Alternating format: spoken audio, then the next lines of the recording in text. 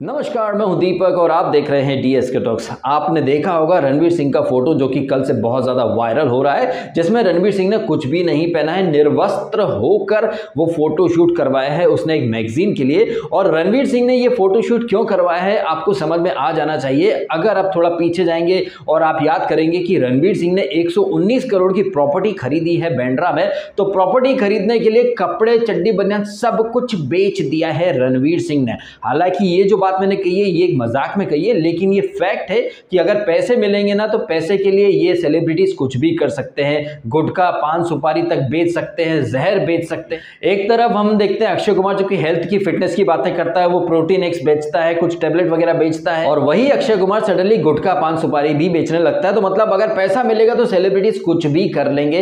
ऐसे में हमारे देश का सो कॉल्ड यूथ जो कि एजुकेटेड यूथ है, पढ़ा लिखा यूथ है, but when it comes to celebrities तो हमारा जो पढ़ा लिखा यूथ है वो एकदम अनपढ़, गवार, जाहिल की तरह बिहेव करने लगता है और सेलिब्रिटीज को ब्लाइंडली फॉलो करने लगता है। हमारे यहाँ के सेलिब्रिटीज किस कदर यूथ को इन्फ्लुएंस करते हैं आपको अच्छे से पता होगा। जब सलमान खान ने फिल्मों में अपनी बॉडी दिखाना शुरू करी, शर्ट उतारना शुरू करी, तो हमारे देश के अंदर हर कोई खुद को सलमान खान समझने लग गया। सलमान खान अगर हाथ में ब्रेसलेट डालता है तो आज का जितने भी यूथ हैं वो सब हाथ में ब्रेसलेट डालकर अपनी बॉडी दिखाने लगते हैं, जिम में जाने लगते हैं, सलमान की स्टाइल में चलने लगते हैं। यही नहीं, सलमान खान से पहले संजय दत्त ने जिस तरह से लंबे लंबे बाल रखे थे, वो ऐसे हिल हिल के चला करते थे, उसी अंदाज में सारा यूथ जो था उस समय का वो भी बड़े बाल रखने लग गए। और ये कुछ अभी का नहीं है, जब मैं पुराने फोटो देखता हूं हमारे परिवार में तो ज्यादातर जो लोग थे उस समय के वो अमिताभ बच्चन की तरह बाल रखा करते थे, उसी स्टाइल के कपड़े वगैरह। तो सेलिब्रिटीज कहिए या बॉलीवुड के एक्टर एक्ट्रेसेस या फिर स्पोर्ट्स पर्सन किस कदर समाज को, देश को इन्फ्लुएंस करते हैं आप अच्छे से समझ सकते हैं। सलमान खान ने ब्रेसलेट डालकर ऐसे ऐसे हाथ हिलाना शुरू करा तो आज का यूथ भी कमाल करते हो, हम तुम्हें इतना छेद करेंगे। और सलमान खान ने बॉडी बनाना शुरू करी तो सारे लोग बॉडी बनाना शुरू कर गए। अब वैसे ही नंगवीर सिंह उर्फ रणवीर सिंह ने ये जो नंगेपन का ट्रेंड शुरू कर दिया है, कोई बहुत बड़ी बात नहीं है। आप आए दिन अब देखिएगा लड़के लड़कियों को इस तरह के फोटोग्राफ डालते हुए, क्योंकि ये ट्रेंड चल रहा है। कुछ दिन पहले मैंने एक वीडियो डाला था कि पहले के जमाने में BSc एक अलग होता था, आज के जमाने में BSc अलग हो चुका है, बोल्ड, सेक्सी, क्रिंज। और उस वीडियो में मैंने उर्फी जावेद का एग्जाम्पल दिया था कि चाहे एयरपोर्ट हो या पब्लिक प्लेस कहीं पर भी हो, उर्फी जावेद एकदम ना के बराबर कपड़े पहनकर पहुंच जाती है। अब अगर उर्फी जावेद जैसी लड़की ये कर रही तो फिर रणवीर सिंह नहीं, नंगवीर सिंह क्यों पीछे रहे। तो आनन फानन में नंगवीर सिंह जो कि करण जौहर और उनके ग्रुप का मेंबर है, तो आनन फानन में इन्होंने अपना न्यूड वाला फोटोशूट वगैरह सब करा लिया। हालांकि नंगवीर सिंह कोई पहला सेलिब्रिटी नहीं है जिसने इस तरह के न्यूड फोटोशूट्स किए हैं। इसके पहले आई थिंक 90s में मिलिंद सोमन और मधु सप्रे का, उसके पहले शक्ति कपूर के कुछ बोल्ड एंड न्यूड फोटोशूट्स वगैरह हो चुके हैं। तो ये बॉलीवुड सेलिब्रिटीज का, मॉडल्स का इस तरह के फोटोशूट कराना कोई नया नहीं है, ये पहले से चलता चला आ रहा है। लेकिन पहले सोशल मीडिया इतना नहीं था और इन चीजों को समाज थोड़ा अलग तरीके से देखा करता था। लेकिन आजकल जमाना बदल गया है, देश बदल रहा है, लेकिन देश इस कदर बदल जाएगा किसी ने सोचा नहीं था। अब उर्फी जावेद, रणवीर सिंह के बाद आप देखते जाइए कैसे आए दिन आपको इस तरह के नंगे पुंगे पोस्ट या फोटोज या वीडियोस देखने को मिल जाएंगे। और आजकल तो वैसे भी OTT का जमाना है, जहां पर OTT पर वेब सीरीज के नाम से आप कुछ भी परोस दो और लोग उसको देखने लगते हैं। एंड कई लोग तो ऐसे हैं जो उस तरह की वेब सीरीज, उस तरह की जो एप्स वगैरह उनका खुल के भर भर के प्रमोशन करते हैं, जैसे कि वो उल्लू करके ऐप है या और भी कुछ ऑल्ट बालाजी वगैरह। तो ये जो सारी चीजें पिछले 3-4 सालों से इस तरह से थोपी जा रही हैं सेलिब्रिटीज के द्वारा। वो अनुराग कश्यप सेक्रेट गेम लेके आ गया तो लोगों ने उसे बहुत पसंद किया था, जबकि वो एक नंबर का बकवास और एकदम गंदगी से भरा हुआ कंटेंट था, लेकिन लोगों ने उसको बहुत ज्यादा अप्रिशिएट किया, सपोर्ट किया। उसके बाद से तो हर वेब सीरीज में नंगे होने का लोग बहाना ढूंढने लग गए। और ऐसे में बॉलीवुड का एक टॉप का सुपरस्टार अगर नंगा हो जाता है तो भाई ये कहीं ना कहीं बहुत ही डेंजरस और बहुत ही एक घटिया वाला साइन है हमारे देश के लिए, बॉलीवुड की इंडस्ट्री के लिए। बॉलीवुड में वैसे भी अब लोगों को भरोसा नहीं रहा है, लोग साउथ की फिल्में देखने लग गए क्योंकि वहां पर शुद्ध फैमिली फिल्में बनती हैं। अब अगर बॉलीवुड में भी जो टॉप के सेलिब्रिटीज है वही हरकतें करेंगी जो उर्फी जावेद करती, तो फिर उर्फी जावेद और रणवीर सिंह के लेवल में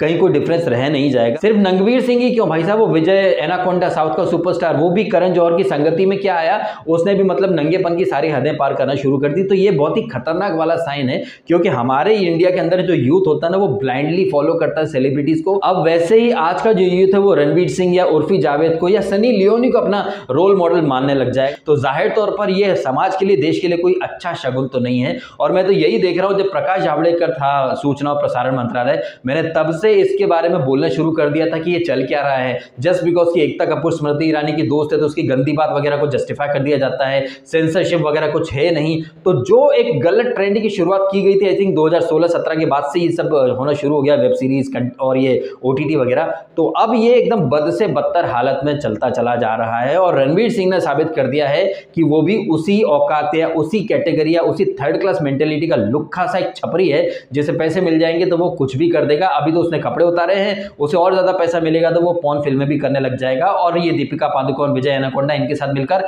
एक थ्रीसम फोरसम वगैरह वो बना करके रख देगा।